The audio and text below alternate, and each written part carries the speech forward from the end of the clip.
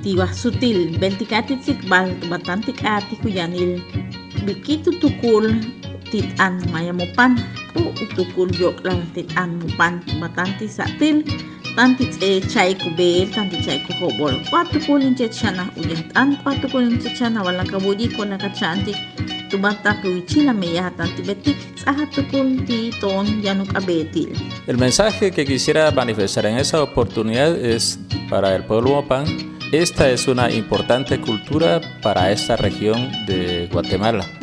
El sur de Petén es un territorio muy importante. Esta cultura no muera, que la juventud principalmente se apropie de su cultura, la manifieste en sus diversas formas, de tal manera que el sur de Petén se reconozca como una región donde florece una cultura ancestral viva sobre todo.